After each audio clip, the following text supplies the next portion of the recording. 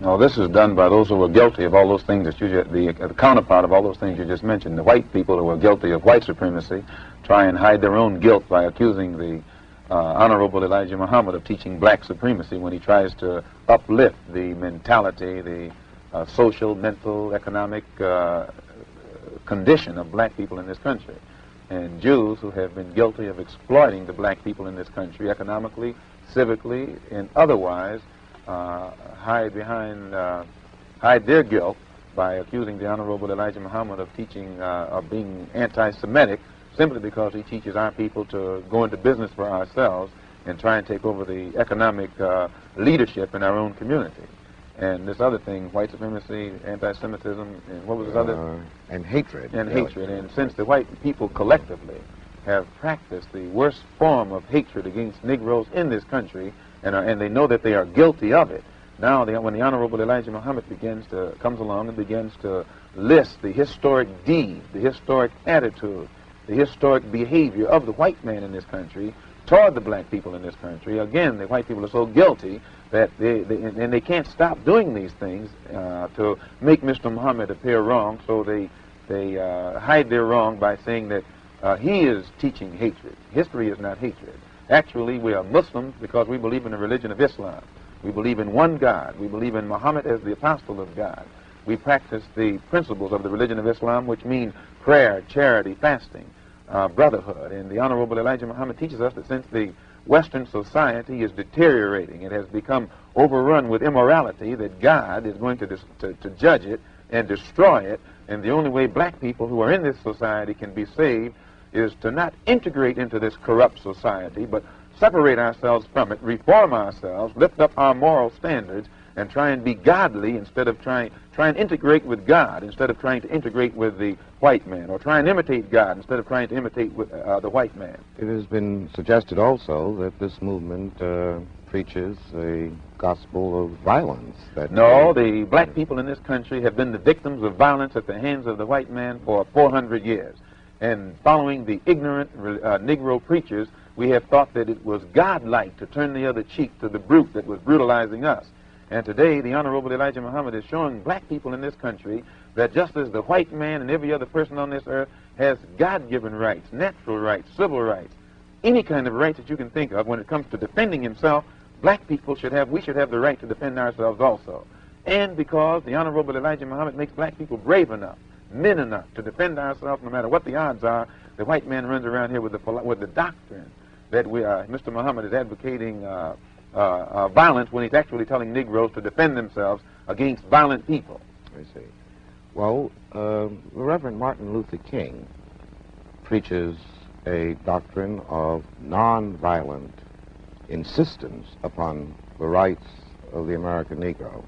What is your attitude toward this philosophy? The white man pays Reverend Martin Luther King, subsidizes Reverend Martin Luther King, so that Reverend Martin Luther King can continue to teach the Negroes to be defenseless. That's what you mean by nonviolent. Be defenseless. Be defenseless in the face of one of the most cruel beasts that has ever taken the people into captivity. That's this American white man. And they have proved it throughout the country by the police dogs and the police clubs. 100 years ago, they used to put on a white sheet and use a bloodhound against Negroes. Today, they have taken off the white sheet and put on police uniforms. They've traded in the bloodhounds for police dogs, and they're still doing the same thing. And just as Uncle Tom, back during slavery, used to keep the Negroes from resisting the bloodhound or resisting the Ku Klux Klan by teaching them to love their enemy or pray for those who use them despitefully. Today, Martin Luther King is just a 20th century or modern Uncle Tom, or a religious Uncle Tom, who is doing the same thing today to keep Negroes defenseless in the face of attack that Uncle Tom did on the plantation to keep those Negroes defenseless in the face of the attacks of the Klan in that day.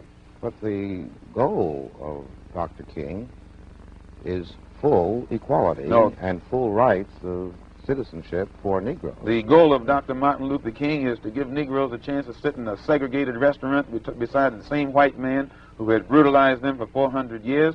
The goal of Dr. Martin Luther King is to get Negroes to forgive the people who have brutalized them for 400 years by by lulling them to sleep and making them forgetting what those whites have done to them. But the masses of black people in America today don't go for what Martin Luther King is putting down. As you said in one of your articles, it's psychologically insecure or something of that sort. I forget how you put it. But you didn't endorse what Martin Luther King was doing yourself. I do not reject his goals of full integration and full equality rights for American citizens. Do you reject these goals? If you don't think that he's walking on the right road, I'm quite sure you don't agree that he'll get to the right place.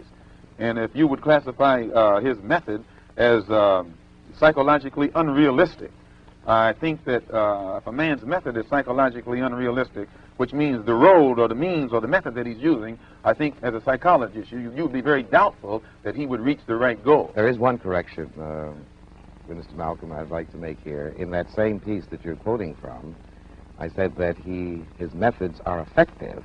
His philosophy of love, of the oppressor, I thought, was psychologically burdensome. But I would be more interested in your goals.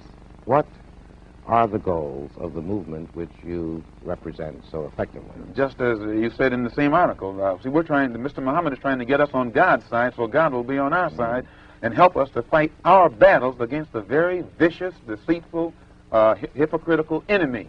And this is why Mr. Muhammad put so much stress upon moral reformation. That when Negroes stop getting drunk, when Negroes stop fornicating and committing adultery, when Negroes stop being addicted to drugs and these things that destroy the moral fiber and the morale of the Negro, then our people will be able to get together and unite in harmony and unity and get our own problems solved. Toward what end would you want our people united? What would you... Towards being on God's side. The Honorable Elijah Muhammad teaches us that God now is about to establish a kingdom on this earth based upon brotherhood and peace. And the white man is against brotherhood, and the white man is against peace. His history on this earth has proved that. Nowhere in history has he been brotherly toward anyone.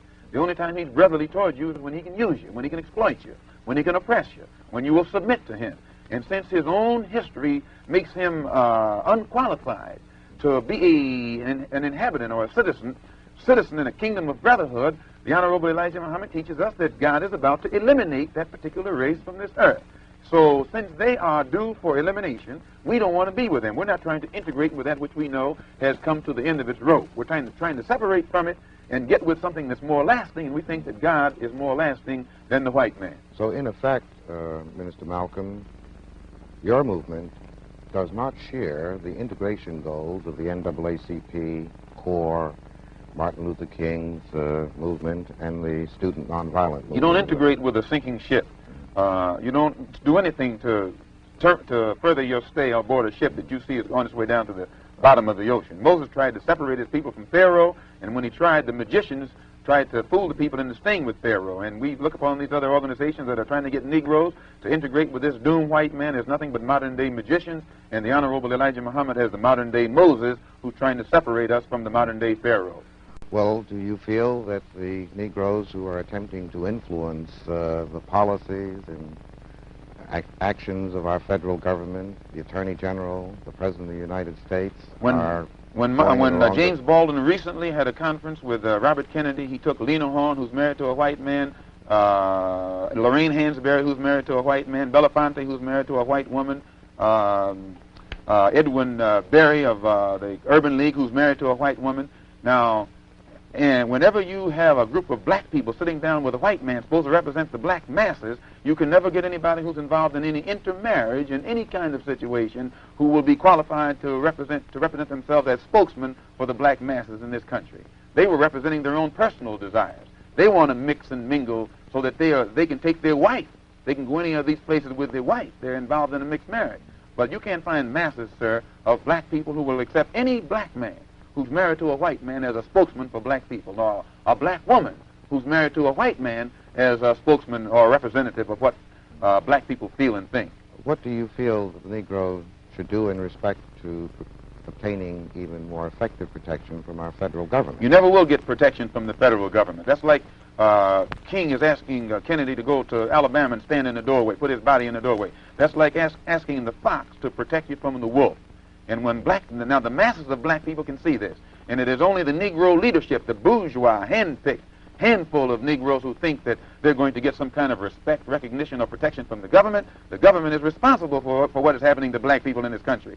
The president has power. You notice he didn't send any troops into Birmingham to protect the Negroes when the dogs were biting the Negroes. The only time he sent troops into Birmingham was when the Negroes erupted. And then the president sent troops in there not to protect the Negroes, to protect them white people down there from those erupting Negroes. Well, are not Negro Americans citizens? If they were citizens, you wouldn't have a race problem. If the Emancipation Proclamation was authentic, you wouldn't have a race problem. If the 13th, 14th, 15th Amendment to the Constitution was authentic, you wouldn't have a race problem. If the Supreme Court desegregation decision was authentic, you wouldn't have a race problem. All of this is hypocrisy. And it is this hypocrisy that has been practiced by the so-called white, so-called liberal for the past 400 years that compounds the problem, makes it more complicated instead of eliminating the problem. Well, Minister Malcolm, what do you see as the future of the Negro in America? What do you think will be the culmination of the present thrust? Until the white man in America sits down and talks with the Honorable Elijah Muhammad, he won't even know what the race problem what makes the race problem what it is.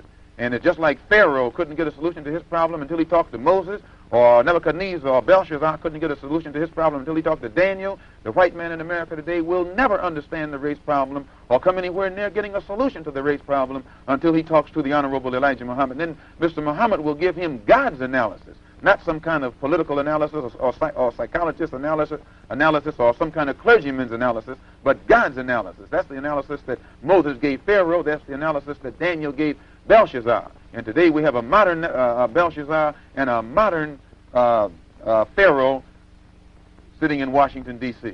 What do you think is going to happen in Birmingham, in Jackson, Mississippi, in Philadelphia, in Boston, in Englewood? Well, Dr. Clark, as you know, these Negro leaders have been telling the white man everything is all right, everything's under control. And they've been telling the white man that Mr. Muhammad is wrong, don't listen to him. But everything that Mr. Muhammad has been saying is going to come to pass, is now coming to pass. And now the Negro leaders are standing up saying that we're about to have a racial explosion. You're going to have a racial explosion. And a racial explosion is more dangerous than an atomic explosion. It's going to explode because black people are dissatisfied. They're dissatisfied not only with the white man, but they're dissatisfied with these Negroes who have been sitting around here posing as leaders and spokesmen for black people and actually making the problem worse instead of making the problem better. What will be the consequence of this explosion? Anytime you put too many sparks around a powder keg, the thing is going to explode. And if the thing that explodes is still inside the house, then the house will be destroyed. But what will happen? So the Honorable Elijah Muhammad is telling the white man, get this powder keg out of your house. Let the black people in this country separate from you while there's still time. And if the black man is allowed to separate and go on onto some land of his own, where he can solve his own problems, then there won't be any explosion. And the Negroes who want to stay with the white man, let them stay with the white man. But those who want to leave, let them go with the Honorable Elijah Muhammad. As I understand your position, Minister Malcolm, the only thing that can save us from a catastrophic explosion is complete separation. Complete separation is the only solution to the black and white problem in this country.